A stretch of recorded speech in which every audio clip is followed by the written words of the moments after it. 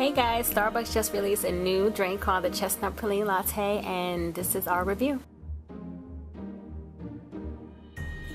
Ooh, oh yeah, ooh, ooh, oh yeah. Anyways guys, it is amazing. As you can tell, it smells like Christmas, and what I mean by that is it has like this chestnut taste, a little bit of a gingerbread taste, and it's completely topped off with like whipped cream and some spiced praline crumbs. I mean, this thing is just thebomb.com. This is definitely a new holiday favorite.